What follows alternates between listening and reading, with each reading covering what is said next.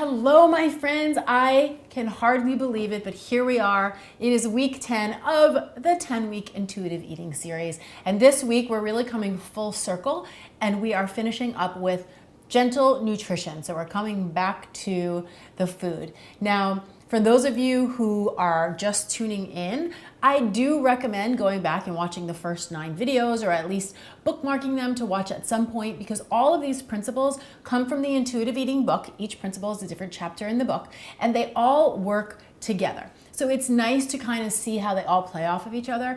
And I also recommend, if you know anybody in your life that's wanting to create a healthy, easy relationship with food, who wants to make peace with food and body, please do share this series with them as well, because my intention is to get this material into the hands of as many people who are wanting it. So I do thank you for sharing it if you know anybody who would benefit from it. So this week is all about gentle nutrition. It's principle 10 in the Eating Intuitive book.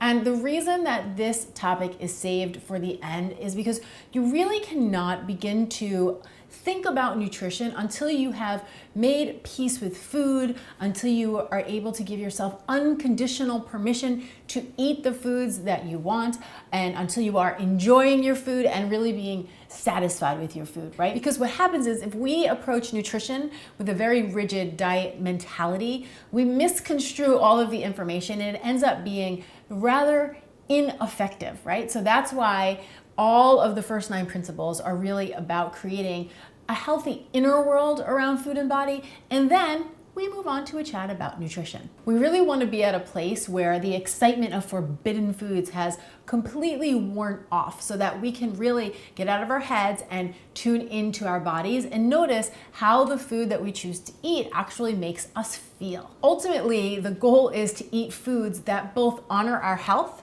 and taste good to us, right? So it's a complete win-win. And truly, guys, that is my intention with Clean and Delicious. It's to help people learn how to make delicious, nutritious foods that they really enjoy eating, right? So we don't have a sense of restriction or deprivation, and it doesn't feel like we're on a diet or we're not allowed to eat delicious foods, because that's just never going to work. In order to eat well, we really have got to enjoy the foods that we're eating. Otherwise, it will never be sustainable. And just like we were talking about last week with exercise, right? The key to long-term change is consistency. And in order to do anything consistently, we have to enjoy it. So finding foods that you both enjoy and that make you feel good, right? That honor your health, that is the secret sauce. But do note that consistency is very different than perfection, right? We do not want to get caught in taking a rigid approach to eating well. As a matter of fact, the very best nutritional advice in the world can be completely misconstrued when we approach it with that rigid diet mentality. So again, this is why making peace with your food and your body has to be the precursor to playing around with nutrition. Once you can truly acknowledge that guilt and shame have no seat at the table, then you can really begin to approach food with curiosity and notice, what do you enjoy and what makes your body feel good and what gives you energy? Because remember, my dear friends, that the name of the game here is to feel good, right? And so in order to feel good, we got to start on the playing field of feeling good. If you're coming in with the weight of guilt and shame, it's going to be very difficult to leave the table feeling good from the food that you eat, right? So we got to come in with a clean palate, a clean emotional palate, and find the foods that fuel us, that we enjoy, and that help us to feel good. A great rule of thumb to follow when it comes to gentle nutrition is a mantra we've been saying here in the Clean and Delicious kitchen for years, which is try to eat real whole foods as close to their natural state as possible most of the time. Michael Pollan actually says it best in just 7 words. He says, eat food, not too much, mostly plants. You're always going to be much better off paying attention to your ingredients than you are reading the labels, right? We get so caught up in numbers and grams and nutrients and macros that we make food so complicated. And when we are so hyper-focused on the numbers, 1, we're no longer paying attention to the quality of food. And 2, this really interferes with our ability to listen to our body, right? Because think about it, when you're reading labels and you're crunching numbers, you're all up in your head. And like this whole series has been nudging us to remember, The work to be done is to reconnect to the body. So we want to drop out of the mind and listen to the body. And again, a great way to be practicing this is simply to be focusing on real whole foods and finding fun ways to work these ingredients into your kitchen. Personally, I feel like we all just need to get back to a place where we can just let food be simple, right? Try to buy real whole foods, cook more often, enjoy the experience with the food, enjoy cooking your food, having your hands on your food, tasting your food, sharing your food with others, and really bring it back to the basics. Personally, when I stopped dieting and I started to focus on clean eating, really what that meant for me is that I was putting my focus on the quality of the food that I was eating. So I shifted my mentality from a diet mentality where I was always looking for what needed to be eliminated from my diet to a much more abundant mentality where I started to look for all the different fun, delicious foods that I could incorporate into my diet. And I always say that I am much more of a foodie than I am a health nut. So having food that did not taste delicious was simply not an option for me. But you'll see when you start to look at food that way, you will find that there are so many options out there, and you really don't have to live in this space of feeling restricted or deprived. You want to be thinking about the taste of your food, the quantity of your food, and the quality of your food.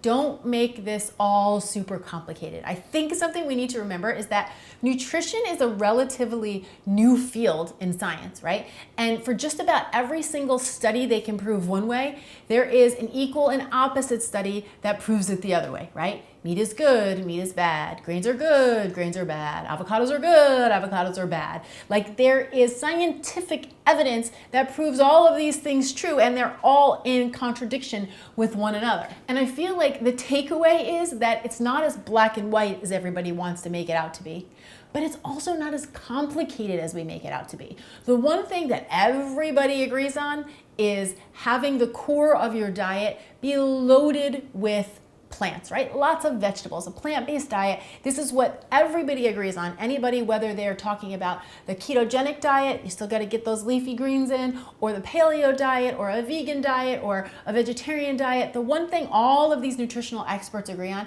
is that we want to be eating plenty of vegetables. We want those healthy fats, lean sources of protein. There truly is a tie-through that you will see in all of these dietary approaches. And that tie-through is very simple. So when we can remove all of our mental clutter around food, the whole thing becomes a lot easier. Yes, we want variety, and yes, we want balance, but that doesn't mean that every single meal you sit down to has to be perfectly balanced. It doesn't even have to be balanced over a day. It could be over a week, and sometimes it could even be over a month.